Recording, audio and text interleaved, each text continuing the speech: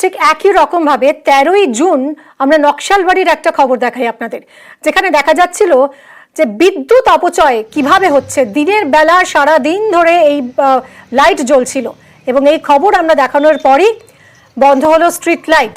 নকশালবাড়ি রাজ্য সড়কে 24 ঘন্টা স্ট্রিট লাইট জ্বালার খবর সম্প্রচার করেছিলাম আমরা, এবং তারপর নিউজ 18 বাংলার খবর দেখানোর পরই উদ্যোগী হয় প্রশাসন। খবর দেখানোর ঠিক দুদিনের মধ্যেই বন্ধ হলো স্ট্রিট লাইট। দিনের বেলায় স্ট্রিট লাইট অফ করে রাখা হলো। বিশ্বজিৎ মিশ্র আমাদের প্রতিনিধি রয়েছেন। বিশ্বজিৎ, কিভাবে মানে সাধারণ মানুষের ট্যাক্সের টাকা থেকেই তো এই খরচ হচ্ছিল, মানে এই অপচয় হচ্ছিল, তা বন্ধ হলো নিউজ 18 বাংলার খবরের যে।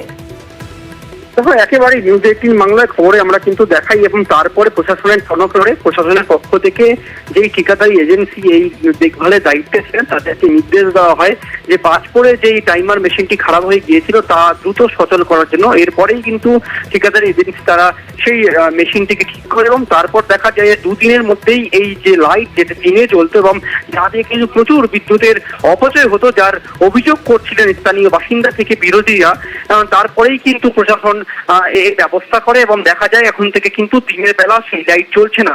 এবং একদিকে তোমাকে জানি রাখি, নকশালবাড়ি গ্রাম পঞ্চায়েতে প্রায় 20 লক্ষ টাকা বিদ্যুতের বিল বকেয়া পড়ে রয়েছে। তারপর এভাবে দিনের বেলা স্ট্রিট লাইট জ্বলায় কিন্তু ক্ষুব্ধ ছিলেন বাসিন্দারা। অতঃপর নিউজ 18 বাংলার খবর দেখানোর পর কিন্তু কাজ হয়েছে এবং স্থানীয় বাসিন্দারা ধন্যবাদ জানিয়েছেন নিউজ 18 বাংলাকে। ধন্যবাদ বিশ্বজিৎ। নিউজ 18 বাংলাকে অসংখ্য ধন্যবাদ। নিউজ 18 বাংলার এই সম্প্রচারের মাধ্যমেই জনগণের যে ট্যাক্সের টাকা অপচয় হচ্ছিল এই দিনের বেলা স্ট্রিট লাইট জ্বালানোর মাধ্যমে, সেটা আজকে বন্ধ হয়েছে।